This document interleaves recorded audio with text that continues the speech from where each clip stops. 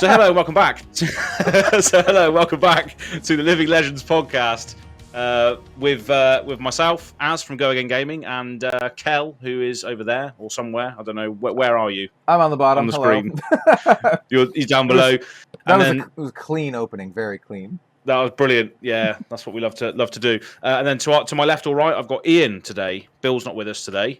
He's having a week off, so we've got New Zealander in with us today. How's it going? That's right. It's a beautiful Sunday morning here at time of recording. So glad to jump in and step in for Bill. Yeah, step into Bill. Lovely. yeah. Ian's our first official guest host. We've had a guest on, we had Chris Bewley on, but Ian's our first guest host. He'll be reprising, or not reprising. That's not the right word. He'll be assuming the role of Bill for today. Since Iain is from New Zealand, we still maintain the 3 host, 3 nations vibe that we have going on here. So we do indeed. Yeah. So so it's going to be a bit of a looser episode today. So we're going to go into our week in Flesh and Blood in a moment, and then we've also got a little conversation around the formats of Flesh and Blood. I've also got another one that we spoke about before on the podcast as well, which I think Iain, we spoke about it, I think ages ago when I was in the hotel room. We were playing Levire and Azalea. Do you remember that? I think we briefly spoke about commons and rares in a format on its own. So we'll go into that. But yeah, I think it's a nice conversation to have because for people that don't know who you are, Iain, aren't you the inventor or the sort of procurer of UPF? Is that right? Or something along the lines I wouldn't go as far. I wouldn't go as far as saying the inventor solely. I was there in the beginning. Cool.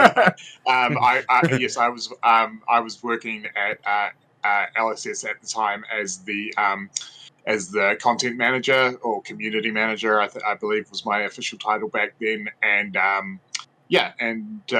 we were. It actually happened over the genesis of it happened very quickly over a lunch break.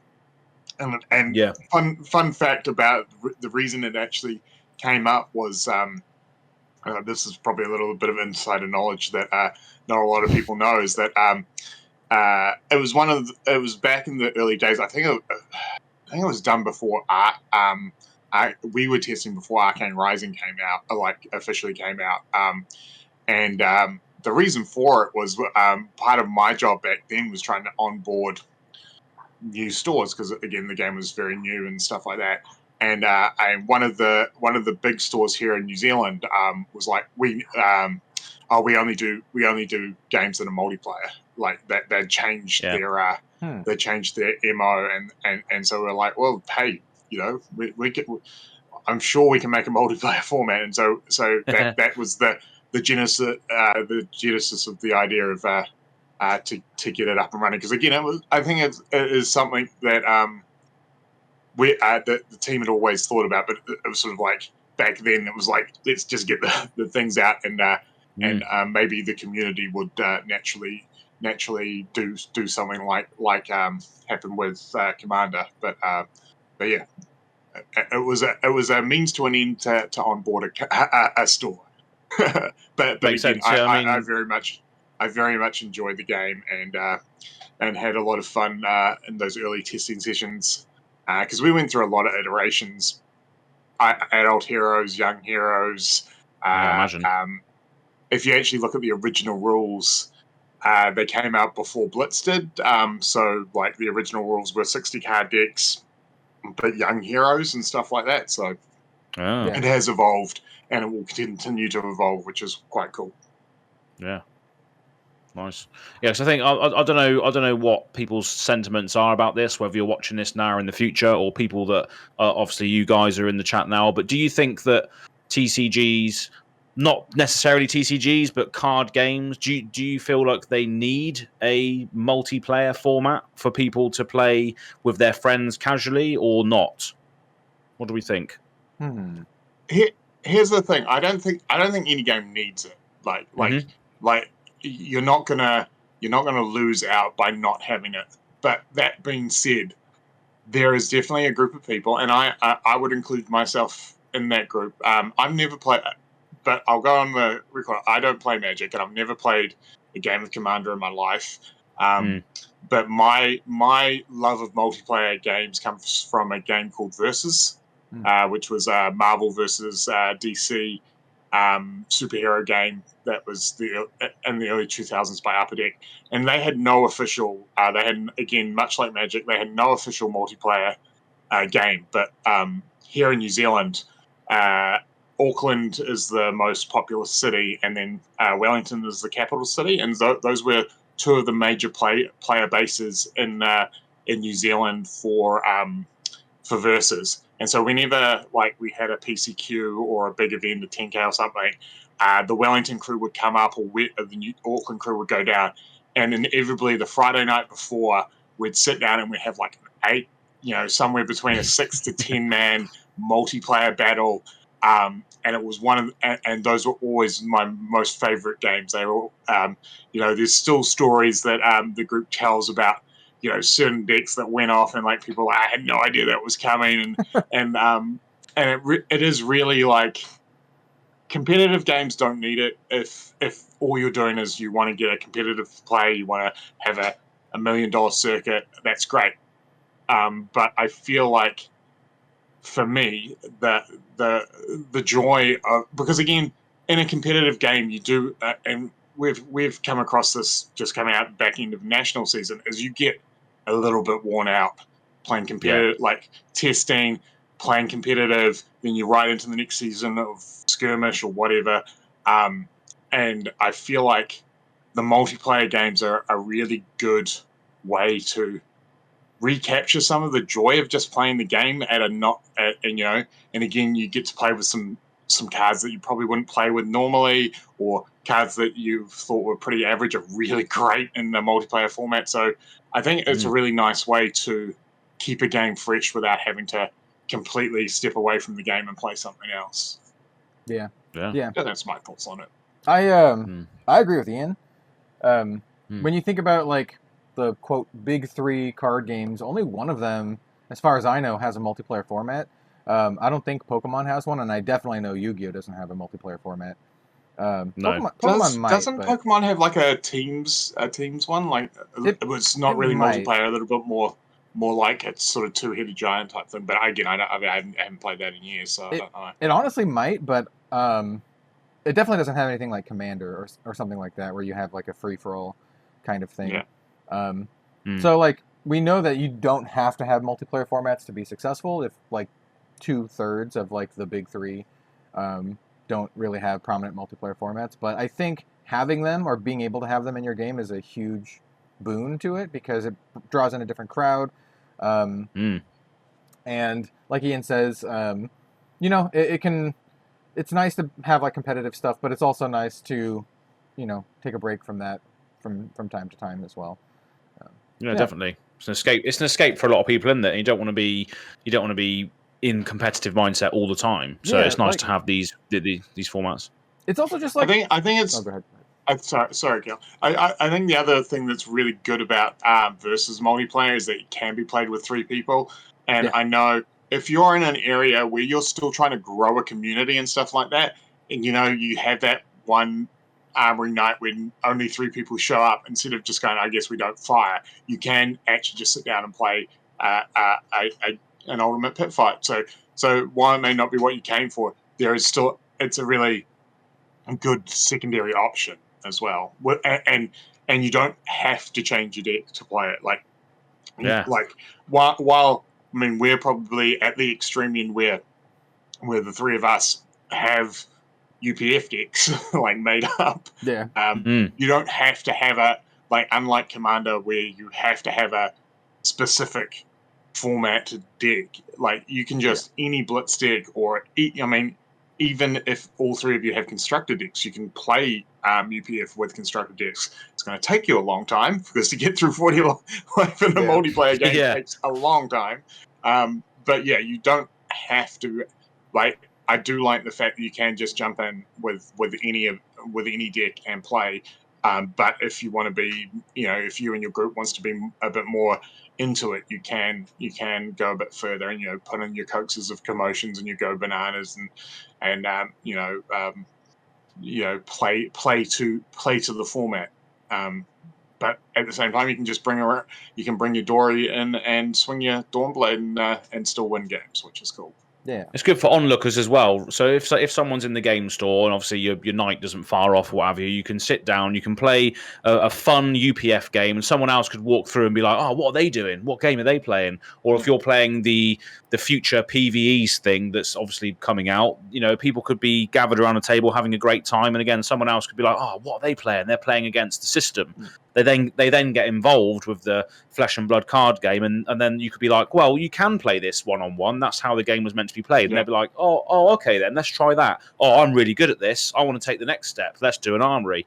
It's just a cascading effect of and UPF is actually also a really great teaching tool for those people who like to be sort of walk through a game a bit more. Like if you have a new player, you sit them down next to a more experienced player, and effectively you can just buddy up and you're like, all right, I'm just going to attack to the other sside and I'll help you play, and you can attack to that side. And so you can actually go, hey, just jump into the game and we'll teach you how to play, and a lot less because I do know it's one of the problems that we have here in Auckland is that we'll get a new player come along to an Armory event, and I was sitting at a table at an Armory event with a new player who'd been playing less than a month, or less than 2 months probably, and then the rest of the table, all of us were over 2,000 XP lifetime.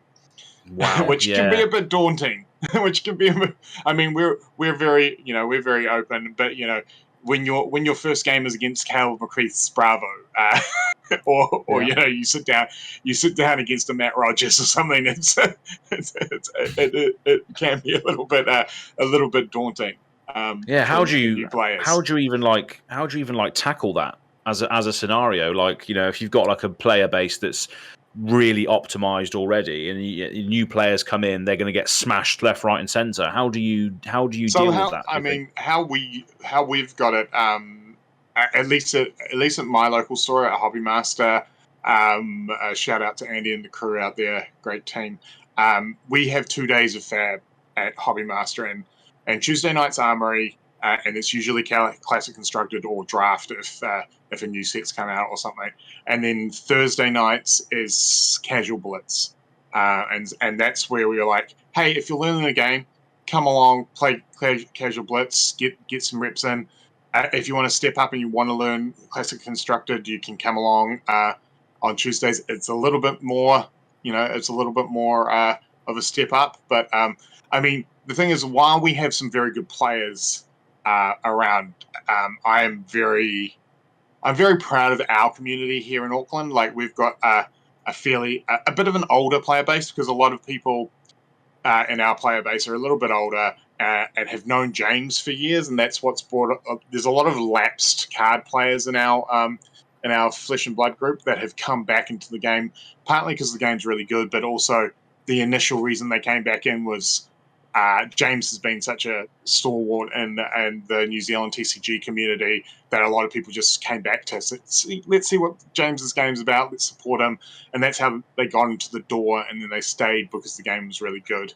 But it does mean that we've got a lot of dads. We've got a lot of dudes in there, sort of late 30s, early 40s, who aren't. We don't have a lot of the sort of super competitive other game. I'll say other game, and I think people will know. We don't have a lot of rules lawyers and stuff, so a lot of that is kept in check by us as well. Like, if we see anyone else being a bit more of a dick, we're no one in our group is worried about going, hey man, it's just Armory, calm down. Yeah, exactly. So we keep it in check. But it is a good point. It is it helps having champions in the community that are and this is part of what I do, is that I've never really played a meta deck, and I've always sort of played a brute, Fantastic.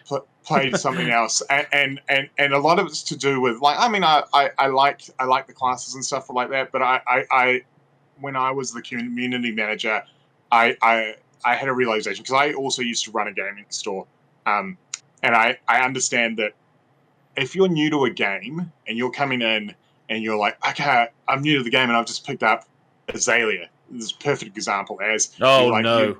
you've gone. I like no. Hear me out. You're like, I like Azalea. She's really cool. I love the bow and arrow. I'm gonna make, and that's what's drawn me to the deck. And I show up, and then I sit down, and if every single round I play Briar, or every single round I play Starvo, all of a sudden you're like, ugh. That's really tough. Whereas I've always played an off-meta character more so for the rest of the community as well. So when someone sits down and it's round 3 and I'm like, they've gone Briar, or, Oldham, and then they sit down and I'm like, Livia, and they're like, oh wow, I haven't played Livia either ever, what does this do? or I haven't played him today, or thank God this is not another whatever X top deckers thing. And so that's kind of my philosophy in this, how I play the game, is because there are so many cool characters in this game, and if you're playing competitively, I understand you're gonna gravitate to the two or three characters that are on top, but I like to remind other players, but also make sure that at least one rounder tournament, if someone sits down next to me, it's likely that they're gonna be playing a deck that they haven't played against that day, which is that, and that's kind of my philosophy. And we've got a few players like that in our region. Shout out to Manu, who he's a great guy. He's a really solid community focused person, and has played Viserai since Viserai was bad, and played through when it was good, but also come back down on the roller coaster, and he's stayed with him. But he has done a really good job of changing up his deck, and always you never know what you never like. He used to run a Viserai deck that had both Razor Reflex and Pummel in it, so you just never knew what was coming and stuff. And it's great. And so having a mix of competitive and I hate to call myself social player, because I still make some top 8s, and I still like to compete, but I'm probably more I call myself more a loyalist. Like I'm very loyal to my classes, and that's one of the things that I always loved about L5R was the clan system in L5R was you got rewarded. You had to go through some hard times if you're a unicorn player, but when they were good, you get the you get that arc of it. If you play one character all the way through, and then they get the good stuff, and maybe it's going to be in Dynasty that Azalea finally gets the goods, hey, and you guys are going to be so ahead of the game because you've put in a year and a half worth of grind, and you only have to adjust your game by 2 or 3 cards. Where if anyone who is like, oh, I might pick up Azalea, has to start from the beginning. So I think that's a really good thing, and that is really important to have a mix of those sort of players, because if everyone's just competitive in your area, you end up just playing mirror matches all the time, or you play a three deck format, and that's what's hard to get new players into, because if they were like, oh, but I really like the look of Bolton, you'd be like, I think you have to give them the forewarning. It was like, well, it's a little bit harder in this format, but here's how you can play it. But yeah, it is about having a mix of players and accommodating within store as well. Like we would often we understand that coming up to nationals, for instance, everything was just classic constructed because that's all anyone wanted to do, because they wanted to kind of sort of turn Armory into practice time, which is fine, and you just you kind of have to also rely on the store to let the new players know that like, hey, come along, Tuesday nights is our Armory. However, nationals is coming up in 2 weeks, so everyone's going to be playing fairly competitive classic constructed decks, but so just give them some forewarning, because there's nothing worse for a new player to come in with their pre-con with 20 new cards in it into a testing den for a major tournament, and then go, oh well, I guess can't compete. Whereas had they come a week and a half later after nationals, people would be like, you know what, I'm gonna go back and try my Katsu deck and stuff like that. So it swings and roundabouts, and it's just about communicating that with the players as well. Yeah, nice. I think. I feel like I took that over. Sorry, guys. It's okay. I think what it really comes down to for a lot of multiplayer formats is just like being fun, rather than being like competitive or trying to win. It comes down to just having fun with your friends, and by that virtue alone, they tend to be just a lot more fun for me personally, at least. Like Ultimate Pit Fight is like probably my favorite format in Flesh and Blood, just because it's the most fun that I have in the game. You know, I don't really care about winning all that much. I've only won like a couple times, but I always have a lot of fun, because that's not my goal, right? It's not like winning is nice, but it's just great to have fun with your friends. And this is true for like, any card game out there. Like back in like when I was in college, we would all, me and my buddies would have something we called the drink and draft. I was telling Az and Ian about this before we started, where we would just buy a booster box of the latest set. No one would do any research. We would draft and then drink, and then just have an absolute blast. And then afterwards, we would sit down and have a big multiplayer game. This is way before Commander even existed, right? We just have a big multiplayer game, and it was just a lot of fun.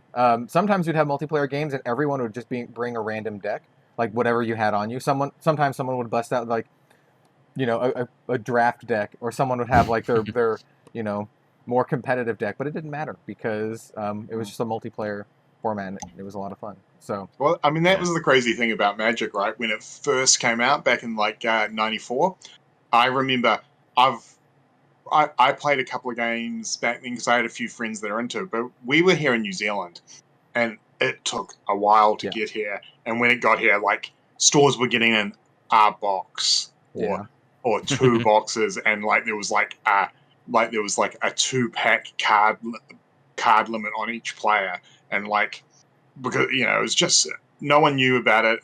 There's definitely not a distributor here, and it had to come on like back in the 90s, getting anything in from overseas. It took a long time here in New Zealand, and I remember Magic was a multiplayer game back then because there wasn't enough cards for everyone. And how my friend group used to play it was they'd play, like, everyone would put their cards into one deck in the middle, and you would play on a table, and you'd play off everyone drawing off one deck. And I've heard, it was like, so that's where Yorick came from. Well, that's very, very much the that's very much the vibe of what Yorick is because it was from a necessity, because like when you think about it, if you're all only being able to get 2 packs every few months, you got like you could get starters relatively easy, but getting actual things to improve decks was like, it was a very long, arduous process, and that's how people used to play. The funny thing about that is more how Richard Garfield intended Magic to be played than how it actually is played, because he assumed that people would only buy like a couple packs and then like a starter deck, and then when you played against other people, you'd be playing against cards you've never seen before. That was kind of like his idea, right? But instead, people are like, oh, I want this. Buy everything. Buy. So that's actually kind of funny. Like New Zealand might be one of the only places, I'm sure there's other like other non-US markets that experience this too, but it's interesting seeing like, or hearing about how Magic had its true like intent, like happen in New Zealand just because of distribution issues.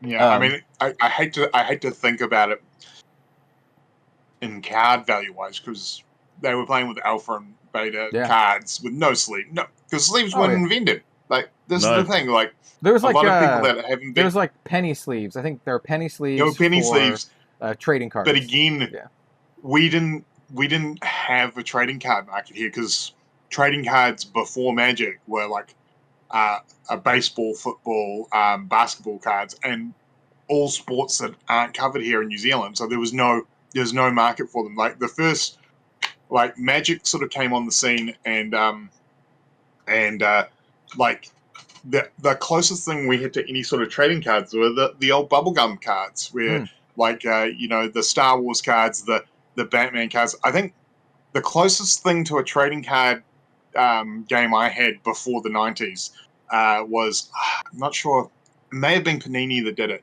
but there was it was bubblegum cards, but they were football cards that if you collected the whole set, it was a 52 card set, and if you collected the whole set, it actually made a deck of cards. So they had Jack of Spades, Maradona was the king of clubs and stuff like that, and so if you collected all 52, at the end of it, you'd have a soccer playing deck of cards, which was the closest thing we had to trading cards in the 80s here in New Zealand. I think that's probably in general. I think Magic is attributed to being the first official trading card game or whatever.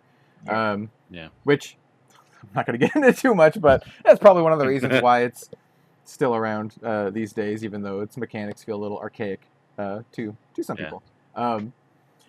But nice. Let's talk about other alternate formats, because we've talked about multiplayer and UPF, and I think multiplayer has a place, and I think it will have a bigger place as Flesh and Blood grows, to be honest. I think honestly currently there are a good amount of competitive players in Flesh and Blood, a lot of folks who are coming in from other games, not necessarily Magic, but just other games, who like the competitive nature of Flesh and Blood.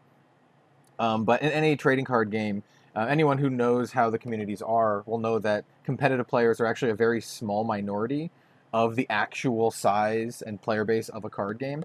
And as Flesh and Blood grows, I really think that the casual or the social, or however you want to word it, size is going to eclipse the competitive players. And formats like Ultimate Pit Fight and the PvE format, the player versus environment format, that we don't really know much about yet, I think are going to be very, very popular. In fact, I think they might be, at some point in Flesh and Blood, they might be significantly more popular than the competitive formats. Yeah. Right?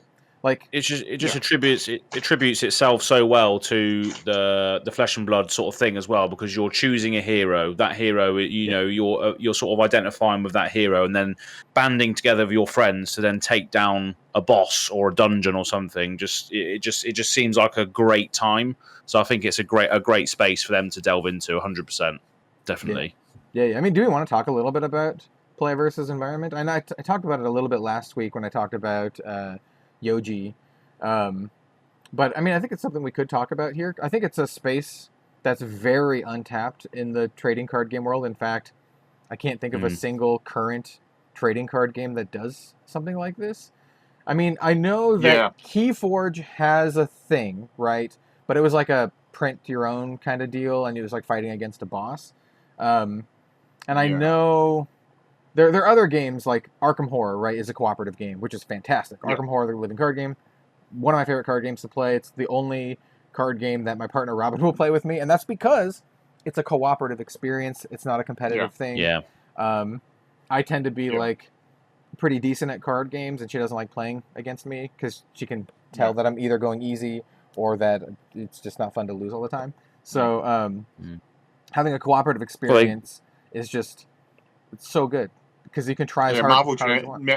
Marvel Champions is another one that is I'm not sure what the official title is, because obviously it's not a living card game. Because expandable card game or something. Yeah, maybe that's what it's called. But again, it's got it's not a deck builder because you come in with a pre-made deck, but you have access to all the cards, so you can make your decks, but then you play against scenarios and bosses and stuff like that, which is cool. And I really enjoyed Arkham Horror. I think that's a great game, especially because the way that they've set up the story arc, where depending on how you ended the last match is how you set up the next challenge deck, which I think is a really cool idea. I think that's really cool. So it gives you a different vibe.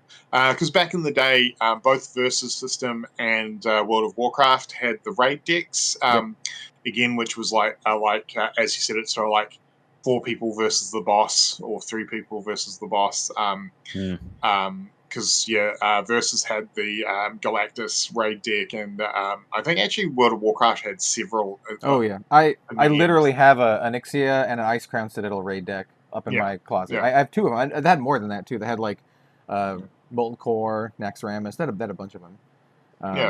But I think that's an interesting way of doing it, because it was fun, but I don't know how much replayability it had because you like the goal was just to beat the one boss basically, in a one-off or like a series of bosses. battle. But generally the replayability of it wasn't overly high because once you knew, all right, well, to beat this boss we need one cleric, one barbarian, one wizard, and that's the mix of the team. Because I know with Galactus, when we first started playing it in Versus, like we'd all just bring our deck and we'd get stomped because we were like, all right, because then he counters that, and then but once you know what once you've played it once or twice and you know what the boss counters, you're like, all right, well, we'll just like we'll hard counter what the boss is doing because we know what the boss is doing. Right. And that's what I liked about Arkham was that because depending on your decision making, the actual play out was a bit different, and so there was a bit more replayability in it as well. You need some chaos. You need some chaos in those. Yeah, absolutely. You don't want people just turning up and thinking, oh yeah, we're fighting we're fighting the Emperor today. What we need is this deck, loads of ice decks. We need someone that can do this. You need the scenario that they release needs to have that chaos element where there's always something different going on. Otherwise, you might have that issue. It might get boring quickly. And a lot of board games and deck building games will have that element to it, so you can keep getting the game out of the box and having a different experience. So it definitely needs to have that as well. What do we think the distribution might look like of a PvE thing? Do you reckon it will come in a box with decks, or do you think it will just be like a module? What do we think might happen? I think it probably would be something. I think it has to come in a box, right? Because I think you need to have specific cards for the environment, whether it's not a player's playing it or whether it's a sort of an autopilot type thing. So I think that would be cool. I think, and that's how you sell it too, right? Like it needs to be on the shelf. It needs to look cool. It needs to be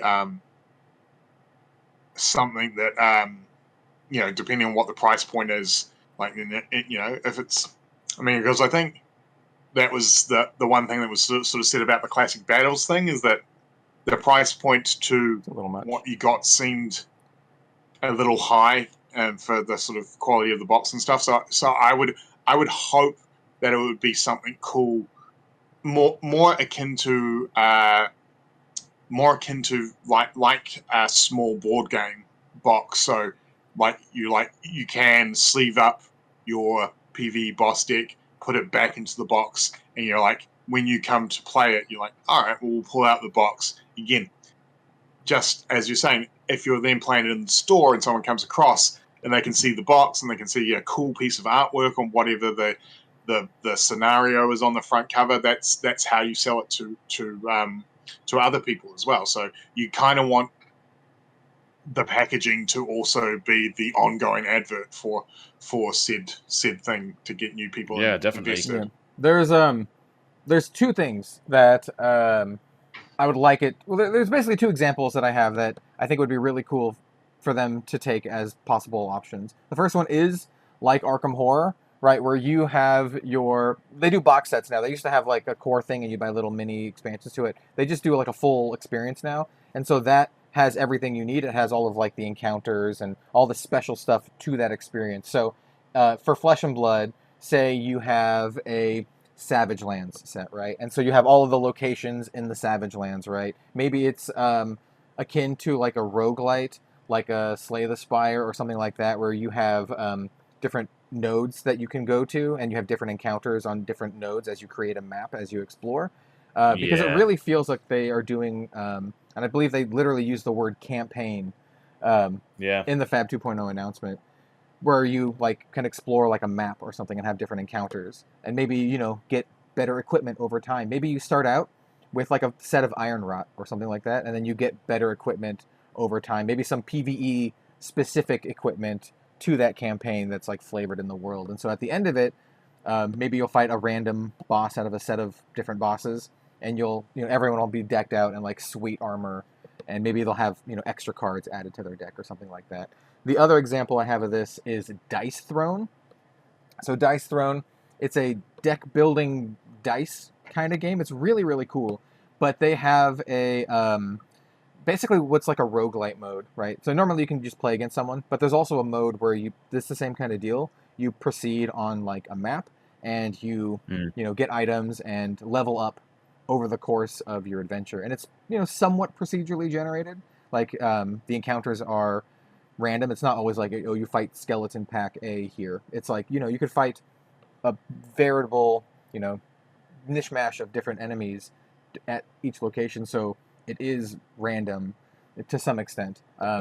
What's great about both Arkham and Dice Throne is that you don't need someone controlling the bad guys or the enemies. Like the games are designed well enough that it just works by itself. And I really would like that for Flesh and Blood. I mean, the idea of having like a arc enemy or something like that would be kind of cool, but to make it like a fun, like cooperative experience, I think it's best if like you don't need someone to pilot the bad guys or something like that. All right. I think so. So those are my hopes. There's a couple of things out there. Like there's like Final Fantasy, for instance, has a boss deck where one person pilots the deck against three others, and that deck is like super high jacked up. You know, it's hard to win against it. But yeah, I agree. I think there should be just a cooperative board game experience out of the product straight away. And as you said, Ian, as well earlier, like, you know, it's a great advert for the game as well, because it can bring in people that might not necessarily look at a trading card game to begin with, 100%. And then their journey begins with the board game experience, and then translates into potentially maybe at the highest level if they're really good at it and they really enjoy it. So here's some of like my and it also brings in the people who like the role players and stuff like that. Like when you're like if your role playing group gathers at a local hobby store once a week, and you know you're at the end of a campaign, and Steve hasn't been able to turn up this week to start the new campaign. You're like, what are we going to do? You're like, oh, well, we could we could just jam a PvE game of Flesh and Blood, which I think is a really cool idea. Yeah, and that was kind of how we originally sold UPF as well. Was that because it was back in Welcome to Wraith where there were 4 hero decks, and you could just be like, you can play Flesh and Blood and collect it and improve your decks, or you can buy these 4 decks, and this is effectively a 4-player multiplayer game that you can just jam out with your friends. I think that's really good, and I think that is actually something that I hope they do with PvE, is that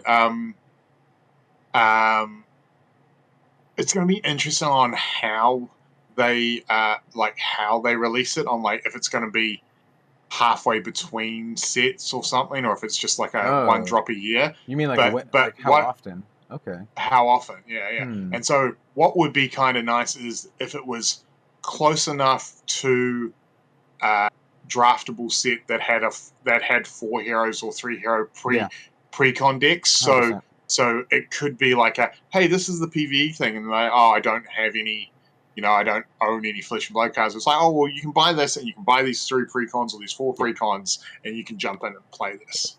Yeah. I think that it would be very, very smart for that reason, but also for like other reasons too. So like having new PvE release with like core draftable sets means that, one, you get to explore the world a lot more for those sets. So you can have like locations, you can have an adventure in that setting. Like I said, like the Savage Lands, but you can substitute that for anything. Like, so for example, say like Mysteria or something like that, right? Maybe the next core set happens in Mysteria. I don't think it will be, but maybe it will be.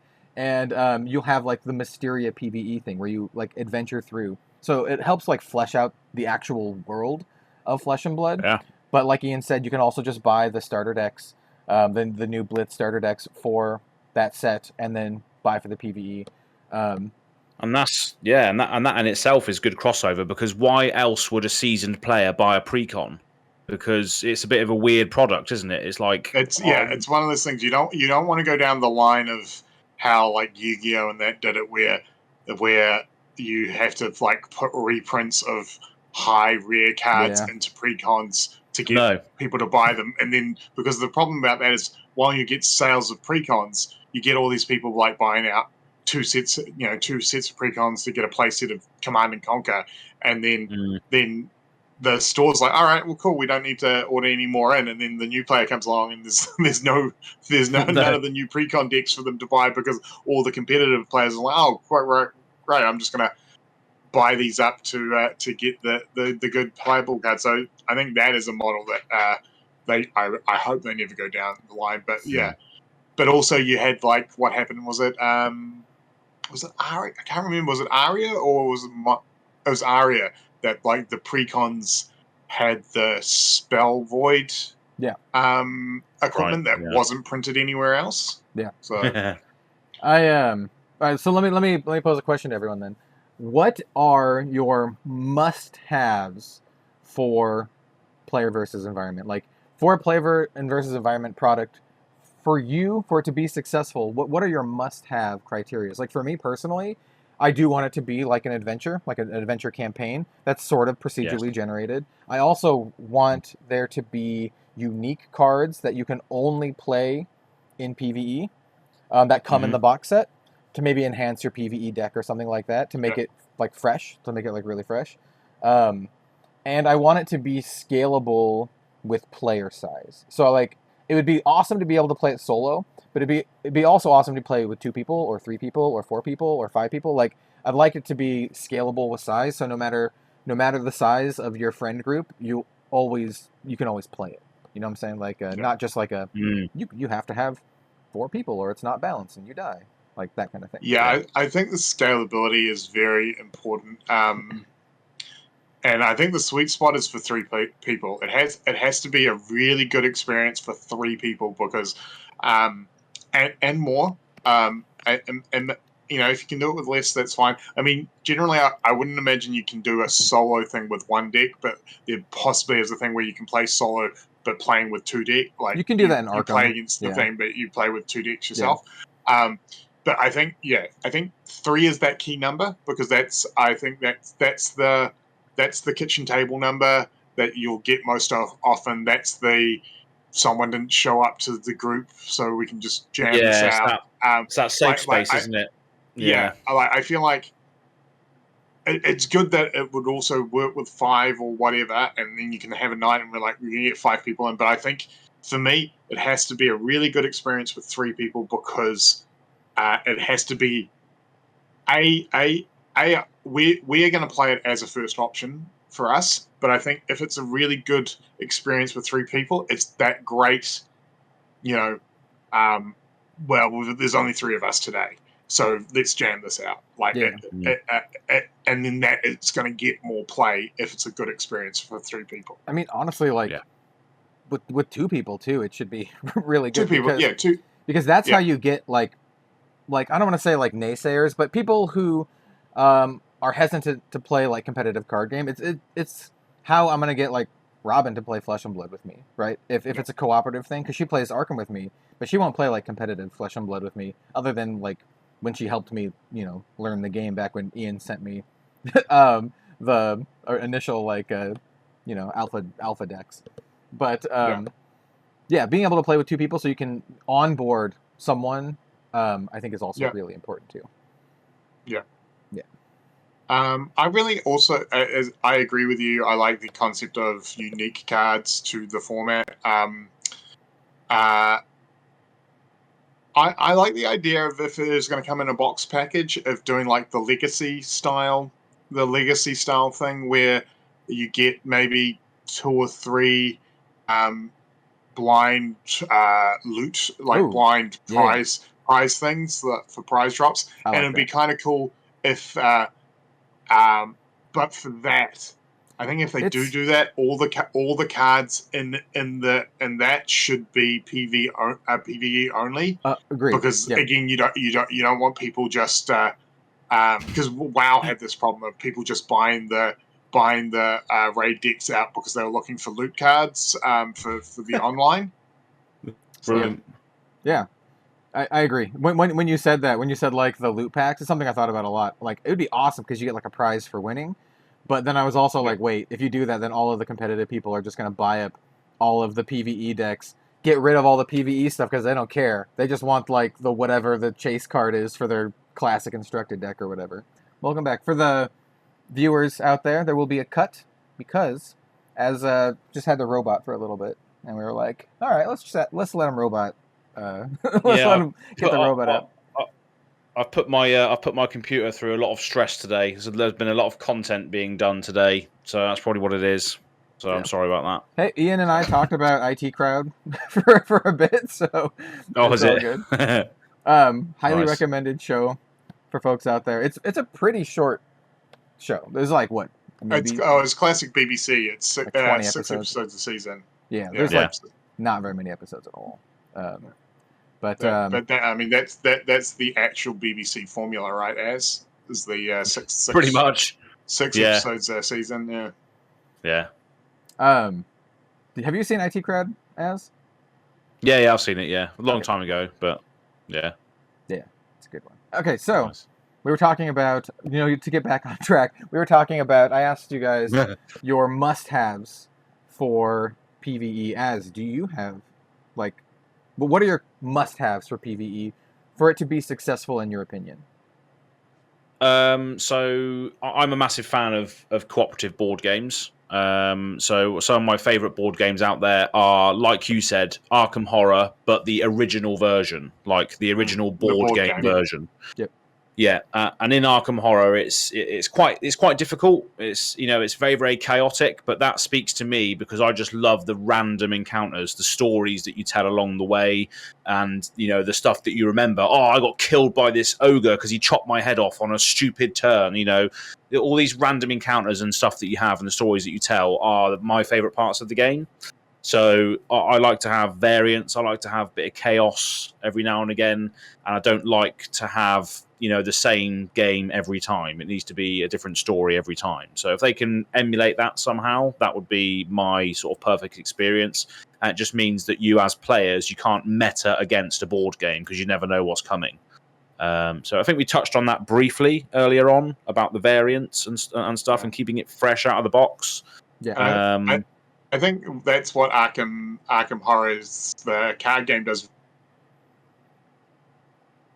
very well. Is that there's a scalable level that you can make it harder for your team. Like if you want to make it harder, you put these extra cards in, or you take out you put more misses in the encounter bag or whatever. So I think that's another key point, is that it needs to be scalable for.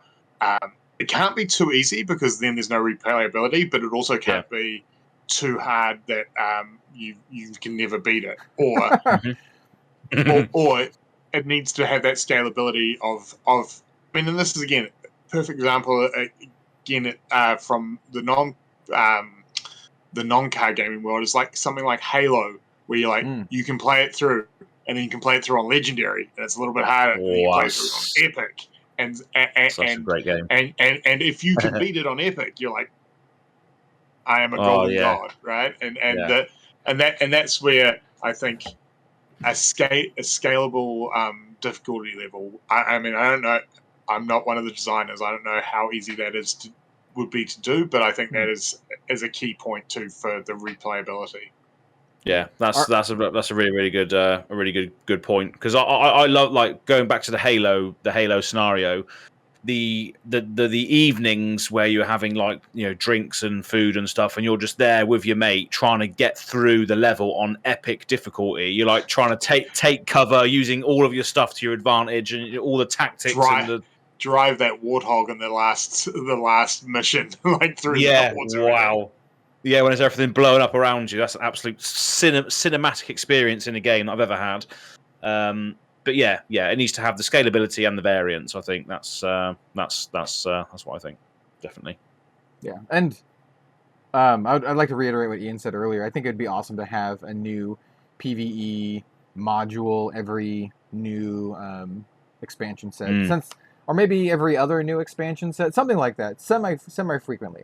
I think it'd be cool to have it once or twice a year to keep things fresh, right? Not just have like one. I mean, maybe it's actually the opposite. Maybe you release it around the supplementary set instead of the draftable set, because then people have just got a bunch of new cards for all the heroes. So you're like, I really want to try out this new Data Doll card, but I'm never going to take it to a competitive thing. But here's a perfect way to try out these new cards. I just had a great idea. What if they did it between the supplemental set and the next the next core set, and then flavor it around the next core set to give everyone like a hint of flavor. Like a lead-in. Yeah, so they're like, this is the world that you're going to be experiencing in the next set. So it kind of like, promotes its own next product. Yeah. I think that could be really cool too. So. Yeah, definitely. Yeah. I think we're all pretty excited about PvE. I think for PvE, like a price point, like Ian was saying earlier, that a lot of folks, myself included, were thought the classic battles might have been priced a little much. But honestly, for a complete, like, very great, like, quality experience, I think like $50. I'd be happy to pay $50 for like a nice box set for PvE. Like, that's the price that you'd pay for like a new board game, right? If you're going out and buying like a new whatever board game, they're usually around like $50 or so, depending. Some of them are a little bit more, but I think that would be really cool. It doesn't need to be like crazy. Like, it doesn't, in my opinion, it doesn't need to have like minis or anything like that. In fact, I think minis would detract from it, because, I mean, there's like so many heroes in Flesh and Blood. But I'm super curious. It's gonna be next year, apparently, sometime. They said it's gonna be 2023, and James said in a different podcast that he said it was something like earlier 2022. He said it won't be out at least from a year from when he said that comment. So like mid 2023 is my guess. I know that some folks are, they're working on it. So I can't wait. I'm really excited for it. I'm going to do a lot of content on it. It's my thing, man. Like, people who don't know this, you might not know this, because I think a lot of people know me for Flesh and Blood, but my most watched video on Red Zone Rogue is an Arkham Horror video. I love Arkham Horror. Like, I think my two most watched videos are my solo Arkham Horror playthrough of like the intro scenario, and then like my how to start playing Arkham Horror video. So this is like a cross section of like some of my favorite stuff. So I can't wait. It's going to bring a lot of people in, that's for sure. Definitely. And so, like, we're talking about like mechanically and that kind of stuff, but I really do think it might be like a watershed moment for Flesh and Blood, like as a game. Like right now, it's doing all right, but I think PvE, if it's done well, could like catapult it into a more mainstream level of thing, because you have stuff like Dungeons and Dragons that is very, very popular among like this casual social crowd, where you get behind your persona, your character or whatever, And I think a format like this that's more casual friendly, and that encourages social play, I think it could be really good. I also think it's the sort of thing for LSS that will be very good for them if they ever want to get into the con season in the States, like your Gen Cons and stuff like that, because obviously a competitive tournament is fine, but that doesn't necessarily get new players in. But if you had like a booth at a Gen Con in the on the trading floor, and you have a couple of tables that's running PvE, maybe you run your battle hardened or whatever in the tournament area. But it's the sort of thing that, if you can imagine it, right, we know that cosplaying in Flesh and Blood is picking up quite a bit. There's it is there is quite a quite a thriving cosplay community in Flesh and Blood, and if they get into that con season where you're like, hey, come along, and you're walking down column 325 at Gen Con, and then all of a sudden you're seeing Dorinthia Dash and Leviah sitting at a table playing a PvE game. That is great, and that's great marketing there for that sort of thing. And I think the other thing about PvE that I hope is that it isn't that meta thing where you're like, okay, we have to have this character, I hope that it really is a good environment for loyal, the people who have their favorite characters to be able to join together, and you can play those lesser played characters and still be as semi as effective playing things. So it really because that's the thing, right? That's where the people that will keep the game going are actually the people who want to keep buying cards. It just made me think of like a WoW World of Warcraft situation where they're like, all right, we need a new DPS. We have a tank healer. We need a new DPS. And then Azalea comes up and I'm like, how about me? And they're like, no, you suck. We want a Briar. Like, no Azalea. Yeah. Briar, get out of here. Channel out heroic, please. Yeah. What's your gear score? Only WoW only WoW players would get that. Anyway, I would also again, one of the things that I loved about Arkham is that it would be really nice if there was some sort of continuation between the PvE things, so that if like 4 years down the road of PvE going out, you can be like, all right, together we're going to sit down this weekend and we're going to play from Mysteria through to Metrics. So and just do like a mega arc weekend, which would be cool. I had an idea based on what you said earlier that I thought about, but I didn't bring it up. So you mentioned that at the end of the campaign, maybe you'll get like a reward that you can use for PvE decks. What if it's... You could do that. I was thinking of two different ways. So one of them is from like a roguelite perspective, right? So maybe you'll get a reward that you can start your next run with, like, so you have a little bonus, like a procedurally thing, like a lot of roguelites do. Or it could be more like Arkham, like you said, where you have your deck and you build it up through the campaign, and then like you'll maybe get some extra bonus things at the end, and then you can take that same deck with all of the cool like Mysteria items and stuff, and then you could take that into like the pits, and then have like a pits campaign, and then get some like janky stuff from the pits, and then take that to another thing. I think that'd be awesome. The more that I think about it, the more I really hope they have unique PvE unique cards, because I think that'll make it so good, and it also makes it so they can make really overpowered stuff that would be great in PvE to fight overpowered bosses, but doesn't ruin any like blitz or CC or whatever. Like you could. I was just thinking about it. You could totally do like an Infinity Gauntlet, where like you assemble all the pieces. You're collecting the heart, the eye, the gems. That'd be kind of cool. Yeah, the graphic of that on Twitter. You have to kill Viserai, rip out his heart, and stick it in. No. Could you imagine, right, that the final boss after 4 or 5 PvEs come out, and the final boss is actually like the thunderbolt throwing dude from Enlightened Strike. You're just fighting a god. Yeah. Or like the dude who's just ripping the clouds open on Terra Sunder. No.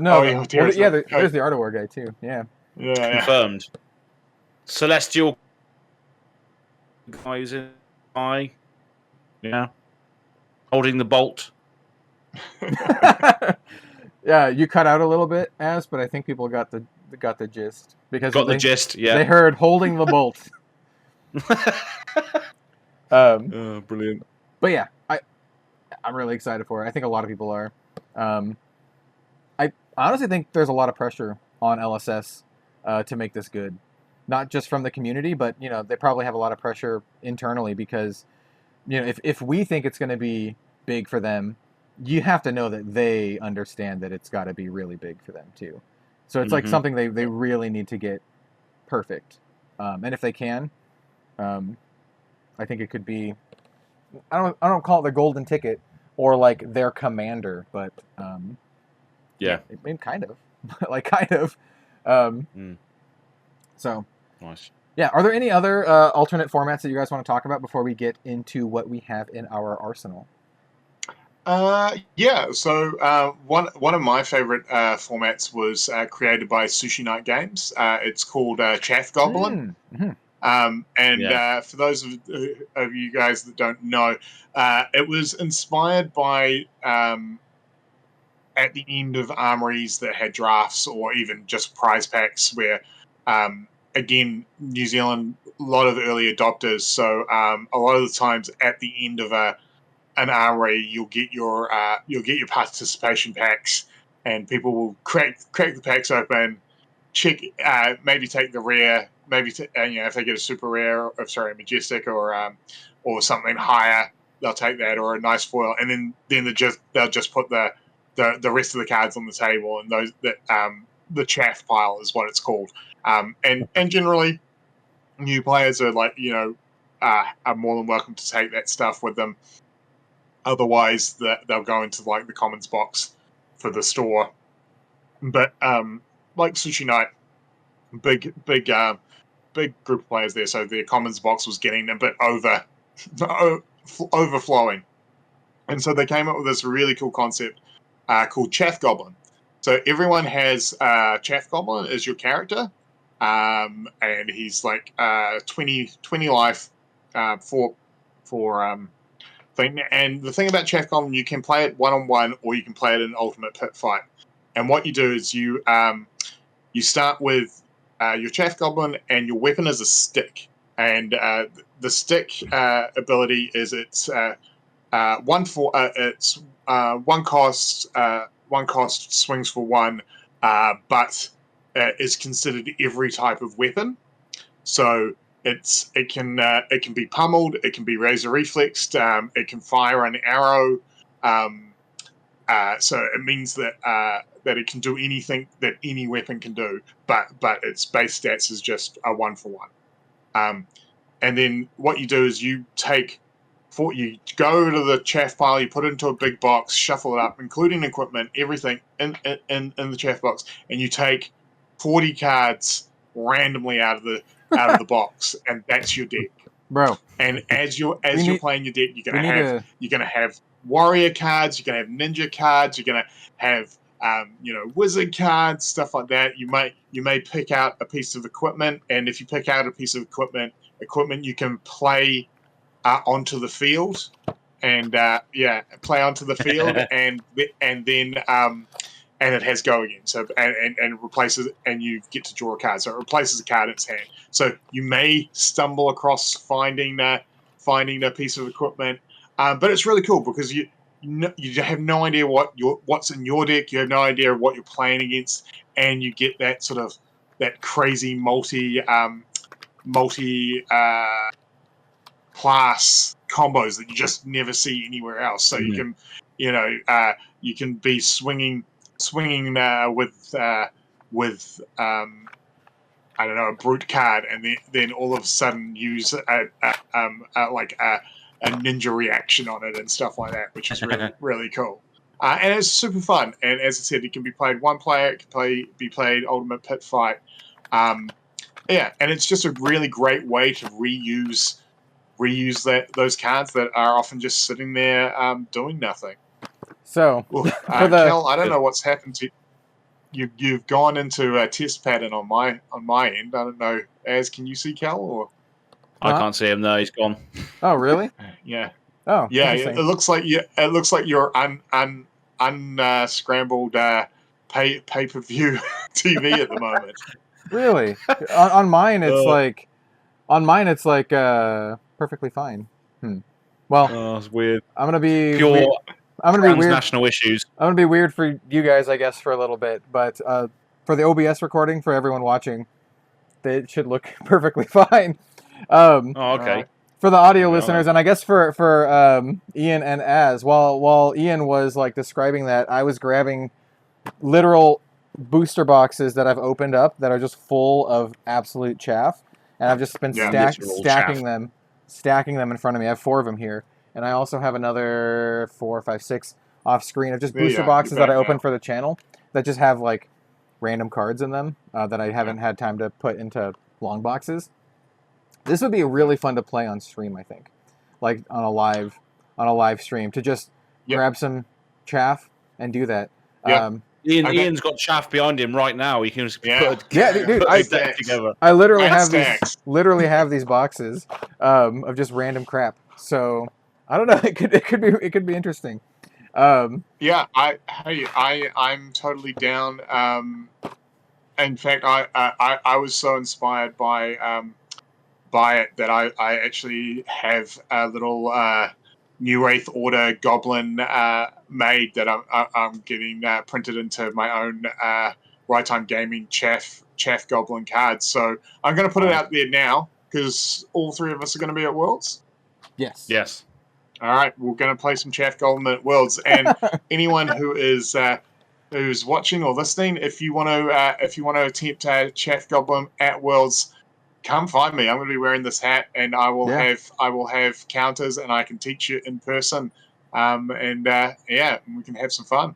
Yeah, I'm not on the coverage team, so I will be around, probably either hanging out with Iain and or Azz, because I have a lot more free time. Actually, that's the other thing I want to lock you guys down on, because I know Azz is actually terrified of me.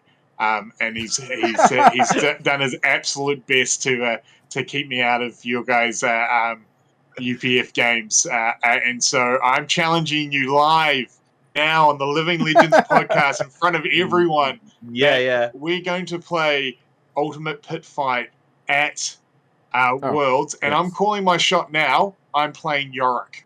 Okay, so here's the thing. I also want to build a Yorick deck. I have a Yorick, and Azz's buddy actually is giving me a Hummingbird, so I will have like a complete Yorick deck.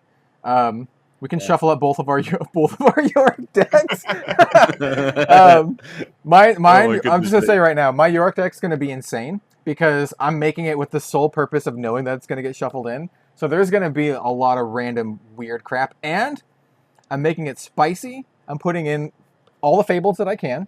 So I'm putting in like Heart, I'm putting in Eye, every fable that I can fit into the deck that works, I'm putting it in. But I'm also putting in like E-Strike, but I'm also putting in other crap like, random talismans, Talisman of Warfare, and just a whole bunch of absolute nonsense. There's going to be like a knick-knack bric-a-brac, so you can go tutor the entire massive deck.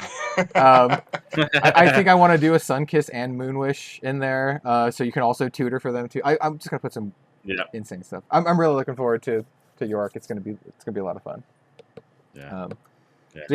It will happen. It will happen. I do plan to make a vlog for Worlds. So at the very least, it just watch the vlog. It'll make it into the vlog for sure. I don't know if we're gonna have a way to record the actual game. I honestly think we should try and record it at Worlds because the one thing about Yark is how often are we actually all going to be in the same place to have a game where we can actually use Yark. And to be fair, I don't I don't know how often Yorick will ever hit the table, and so it would be really nice to have at least one video on the internet to show how fun a Yorick UPF can be, because I would imagine it's going to be quite a fun time. Yeah, we'll just have to think about logistics, like getting a tripod tall enough to record the entire table. That's mobile. Like I have one here, but it's like 7 feet tall, and there's no way in hell I'm bringing that on the plane. Well, so. I mean, what I've got is over here that it's the sort of thing. I've got one of the Logitech arms, table arms that you can that are modular, so you can heighten them and then get a straight top down. So, and the nice thing is they're modular, so you can break them down. So it's actually fairly easy. It will just be. What we need to probably do is find out where you guys are staying and stuff and it may be like, can we book out a conference room for like Friday night or something where we actually have a table that's big enough to do it and set it up. I'll have to see. I think if we're doing Las it, Vegas. we actually probably have to schedule, like actually put in a timetable for us to get it done. In Vegas, the place we stayed in Vegas had like a really nice lounge area that had like tons of tables. I honestly have no idea because I never book my own place. Jim just does it, and Jim just books it, and he tells like Steven or DM Armada and myself like where to go. He's like, "Hey, I booked it here. Just go here." So I literally don't know. Yeah. In any case, it's gonna be fun. We're gonna play some Yorick UPF. I'm gonna bring other UPF decks too, but Yorick needs to be done while everyone that you trust to handle your decks is in the same room. Like I said, I'm putting like Fabled cards in mine. Like it'll probably be one of the most expensive decks I've ever made. So I should just go the full distance. I should just put like Cold Foil Tunic, Cold Foil Skullcap, like just all this stuff for my janky Yorick deck. Yeah. It's going to be a good time. Yeah. I'm really looking forward to it. And I mean, Worlds is coming up like pretty soon. Like a month from now, more or less. Like pretty much. Yeah. Going to be leaving around then. My flight's going to be much easier than your guys. But I think Azz has. How long is your flight, Azz? So mine's 11 hours long. 3 days. 3 days long. He's coming over on paddle boat. He's got like a little dinghy with like with like a paddle. Yeah, just I'm coming, guys. I'll get there. Yeah. It's like I've got the crazy thing of flying there as I leave at like 10 p.m. On Thursday night my time and get into the States at like 7 a.m. on the same day. Yeah. What? So I go back in time. Yep. That is mental. Yeah. Well, I'm. By the way, I was just imagining Azz arriving to Worlds in San Jose, like the opening to Pirates of the Caribbean, where Jack Sparrow is on that like that tiny little raft that's like sinking, and then he gets on top of the steps onto the wharf as it. Yep. Well, that's Azz. We know what the intro to my vlog's going to be. I'm going to be swimming out of the ocean like way. Or no, one-handed with all your cards in the other hand so they don't get wet. Yeah. Oh my goodness me! Absolute nonsense. That's good. Brilliant. Yeah. Well, we've chatted a long time about our speculations and stuff, and different formats and that.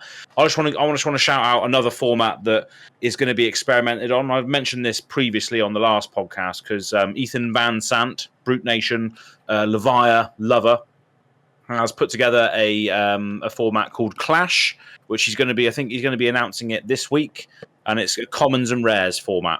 So I don't know what that's going to look like. I don't know what implications that might have, or whether it's broken or anything yet. because we haven't played it.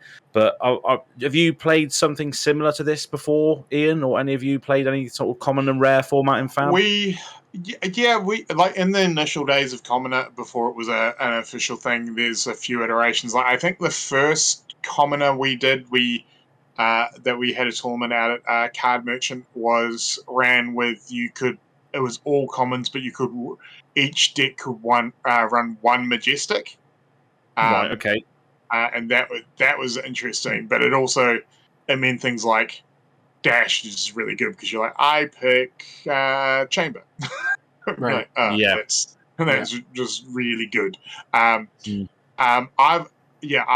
think the format that I was talking to you about as so long ago, I think I used to call that Adventurer, which was like which was commoner, but it was with commons and rares, Okay. or was with like commons, and you could have up to 6 rares or something like that. So it was like a commoner with a cap of how many rares you could do, and that was almost a little bit inspired by Netrunner, because how Netrunner, the living card game, was that you could play your deck, whatever runner deck you wanted, but you could have up to 11 points splashed from any other faction, but each card in the faction was like either cost 2 points or 3 points, or if it was really good, it cost 4 points. So you could only ever have like 2 of them splashed into another deck. So that was kind of the idea of like the 6 rares were like and they could be class or they could be generic. But yeah, I think it's interesting. I think it's the sort of thing that probably needs a little bit of play and a little bit of a committee to keep an eye out on busted combos, because I think there is definitely some classes rares are better than other classes rares, right? So I can and so maybe it's you play with like, because I think in our adventure one you could have 6 rares, but you couldn't they all had to be unique.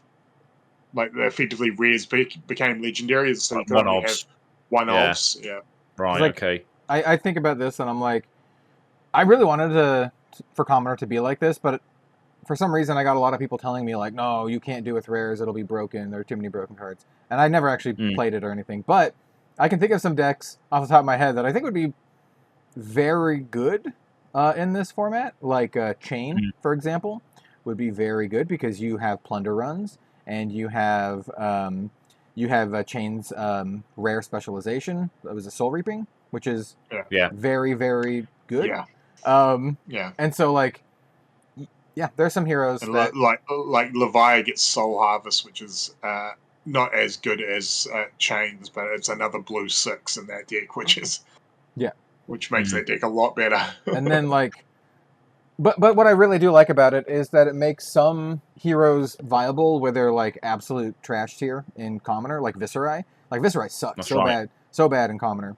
But in a format like this, you have access to rares. You have access to a lot more rune chant generation and more defensive stuff. So you could build like an OTK Viserai deck because you'll have access to all of the defense reactions that reduce the rune chant. So you'll have access to reduce the rune chants. You'll have access to the other one that pings them for 1. Sigil Solace. Sigil something. No, Suffering. Yeah, that one. Yeah. And then you also have access to Reaping Blade, so you make it so people can't gain life from something like Sigil of Solace. And you can make like a OTK deck. And I think that was one of the things that we were finding when we did do adventures, like everyone was just running sigils. It's like I honestly don't know. Or Snatch was another one that was just like, and all the aggro decks and stuff like that. I honestly don't know if Sigil is even that bad anymore because we have Oasis Respite in Commoner anyway, and Oasis Respite in a lot of ways is just kind of better. I mean, it costs 1 to play, but you also prevents 4 and you gain a life, so it effectively is like a 1 for 5 that prevents anything, including like arcane damage. It's very good. Yeah. So I don't know. Yeah. You could definitely make like a turtle deck because you will have access to Oasis Respite and sigils and all of the defense reactions, and you could just turtle up. Ugh. I'm just thinking about like an Oldhim now. Ugh. Oldhim, Broughton, all the staunch responses and all that malarkey. Great. Getting killed by a stupid hammer. Just block. Yeah, although he wouldn't have the hammer, for though, right? He'd only have the Titan's Fist. He would have crappy hammer or Onothos, I guess. You'd probably run Onothos because I don't know if the rotten old buckler is worth it over Onothos, right? Like, is one block worth it over like a good hammer? I don't know. At least you're playing double Titan's Fist. No, you could do that, but you don't have access. Hammer, You don't have access to the sweet stuff. Well, actually, it would only work in Bravo. No, because if it's rares, you get blink and you get time snap. You get time snap potion if it's rares, right? Yeah, you can have time snaps. Yeah. So it's like set up time snap, double hammer's turn. I just thought I'm sure someone's already made this, but I just thought of a sweet Starvo deck. You can do double the ice hammers and then use blinks to attack multiple times with your ice hammers. Oh, This is why I wish Starvo had a young version just so I could make jank meme UPF decks. Like, I want like young Starvo double, just call the deck Hammer Time, double hammers, and use like cards like Blink to gain extra action points so you can just hammer multiple times. Well, that's what we did. That's the good thing about UPF as well. Again, is you make up your own rules. Bill played Starvo. That's true. In that game. That was a Sun Wish Moonkiss game as well. That was, I think. Dude, you popped off. That deck was sweet. That was funny. But yeah, so just thought I'd mention that. Ethan Van Sant is going to be announcing that on his channel at some stage. So look out for that. But that's pretty much it. Obviously, we spoke about Commoner a bit, spoke about this, we spoke about UPF, PvE. So I think that's pretty much all the formats that we have currently. For those watching and listening, this is basically a recorded version of like just the conversations that we have a lot of the times. just so you know. This is how it happens. Like, this has been very loose. This one, it's just it really has. There was a realization that we completely actually skipped over our week in Fab. We did. Literally, yeah. Ian just went off on one and just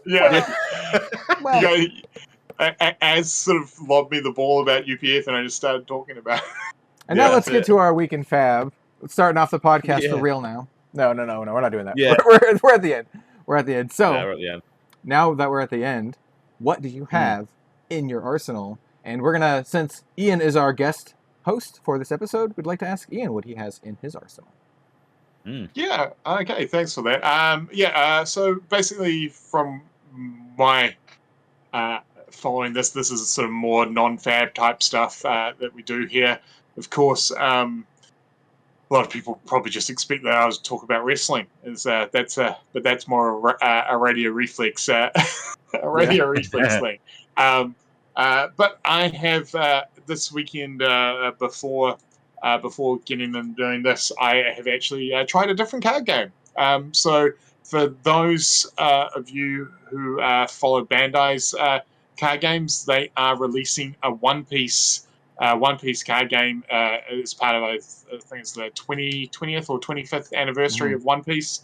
And this weekend around the world was the global super pre-release for the English version of the game. The Japanese version of the game came out, I believe, July, I want to say, this year. But the cool thing about these pre-releases was there were just four starter decks, so everyone just got a starter deck. And they're really cool because they have every card in the starter deck has gold stamp saying pre-release deck, so it's a little bit of history in that. And I was lucky enough in I played a couple of them, and one of them I scored the sweet winners Luffy card, which is like got the super pre-release winner across there, and and it's a fun game. If again, much like all these Bandai games, it helps if you enjoy the IP that it's based on. I'm relatively a relatively new fan to One Piece, but I have been watching it on Netflix and stuff like that. So so I do know I'm about 13 seasons in. And it's been going for 20 years, so I'm a new casual fan. I've only watched like 13 seasons. Yeah. Well, but like 13 seasons is about 365 of 1,000 episodes. Yeah, I'm just commenting on how insane it is. It's like if you were to go back and start watching The Simpsons from the beginning, and how daunting of a task that was. It's a lot. But yeah, no, it's really fun. It's a fun wee game. It is a battling game. It is 1v1. You're either you're one of the main characters, but then you have your crew. So basically, you're like the captain of a pirate crew, and then the rest of your deck is like your crew. But yeah, no, it's good. It was a good fun. It plays. It pulls a lot from other Bandai games. There's a little bit of Digimon, and there a little bit of Dragon Ball and stuff like that. So if you've played any of those other games, it will seem familiar and not completely the same, but there is definitely familiarity there if you've played other Bandai games. But yeah, so as I said, that dropped this weekend, super pre-release, but I believe the actual release of the first set, Romance Dawn, is late November, early December for the Western market. So yeah, have a look at it if you enjoy One Piece, if you like pirates and stuff. It's definitely a fun wee game. I'm not sure how much I'm going to go into collecting it, because Bandai do like to put out sets quite quickly, so they are a tough one to keep up with. But I enjoyed the game enough that I will probably collect the characters that I like and probably play like the pre-releases and stuff like that. And I think that's a perfectly viable way to play a card game, because obviously card games can be a bit of a money sink, as we all know, and playing multiple card games, it can be tough. So you have to make a decision. If something's not going to be one of your main games, you have to make a decision on how you want to play it. And I think, as I said, for me, I like One Piece. I like the Straw Hat crew, and I'll probably make a Straw Hat deck as a constructed deck, and then I will just play pre-releases when the new stuff comes out. Collect the cards that I like the look of, because again, it's kind of cool. I know Kel's got a few different opinions on the artwork in it, but there's a mix. There's a mix of original arts, some of the manga art, and some of the stuff straight from the anime. So there is a little bit of a mix of styles in the artwork, but as I said, some of it's really, really nice, and lots of waifus in it. Like I would think it's One Piece. It might get. I'll show you some of the cards off screen, Kelly. I know One Piece. I know of Nami and Nico Robin. Yeah. I'm familiar. But I don't want to talk about it too much. But yeah, I'm not a big fan of like that style of art. I wish they would just make it. It's fair enough. And that more than anything, I think people have to realize that is a completely valid reason to either like a game or not like a game. Like, after all, you're paying money for it, and if it isn't exactly what you want, there are a lot of other card games that you can these days that hobby money and put it into. So that's completely fair. There are 4 card games that I want to keep up with, so it can be very, very difficult. Yeah. And two of those aren't officially out yet, even though I have spent a lot of money on them already. Yeah. It's crazy. Premier Card Grading just put out. I saw, a photo of like we now do these card games, and there's like 13 logos of card games on there. It's really funny because like a bunch of those haven't even been released yet. Like I saw like Grand Archive and Sorcery were on there, and I'm like, well, those don't come out until like next year. Well, that's the thing. I'm taking it because I'm now going to go get this graded. So I'm taking Matt Rogers a bunch of. I'm like, I have a bunch of cards from those Kickstarter exclusives. So I've got some D Spirits. I've got some nostalgic stuff, which from the early backers stuff that got sent out, like the Christmas promo that got sent out last year. So yeah, D Spirits, nostalgics, One Piece. I'm like, because the other cool thing about their grading system is that because they've got a QR code, it'll also actually have a portfolio of who owns them as well that you can see. So I'm just gonna have like the randomest selection of cards on my portfolio, which is kind of cool. Yeah, I not really dived into that, but that's really what's in my arsenal for this week. Nice. Yeah. Well, Nice. thank you for sharing. Yeah, I mean, like, if folks are into it, definitely go check out the One Piece thing. I know some other people that are friends of mine who are pretty excited about it. So, it's like it'll be interesting to see how it does. I'll put it that way. It is one of the biggest manga in the world, one of the most popular manga in the world. So it's a massive IP. So I'm very curious to see how it does in this current market, because we had the big boom of Kickstarter TCGs, and I feel that we're on the downslope here. And so, really curious to see. I mean, it's one of those things too that I was, and this is going to sound crazy, right? I was a lot more interested in this game before, and this game hasn't come out yet, and I'm already being a little bit like, I'll probably look at playing pre-releases, but I'm like, probably the money that I may have spent into this, I'm already sort of taking that money off in my mind. I'm like probably going to put it into Lorcana when Lorcana comes out. Again, the Disney trading card game, again, that isn't releasing for a year. But, my plans with Lorcana are probably get starter decks and then stream some starter deck gameplay. That's really the extent of my plans with Lorcana. I probably won't get into buying boxes, and this is assuming that I can actually even just buy starter decks when the game comes out. Hopefully you can, but it's a Disney product and people are scalping it already, so we'll see how that goes. But hey, Ray Ravensburger, if you're watching and you wanna put some testing out on the internet, I know a few boys that are happy to stream some testing. Yeah. Give me a Hercules deck. I'll be loving life. I like card games, so I really want an Emperor's New Groove deck. That would be sweet. I just want to play as Kronk. Oh, okay. You don't want to be like Llama Cusco? he's a flip card. Cuscotopia. It's my birthday present to me. One side is Cusco, and he flips over and transforms into Llama Cusco. Yeah, I'm a llama again. Oh wait. Yeah. It's a good movie. I haven't seen it in a while. My favorite Disney movie of all time, which is a little bit controversial cool for a lot of people when I tell them that, but I'm like, it's just I don't know. one of the most quotable movies.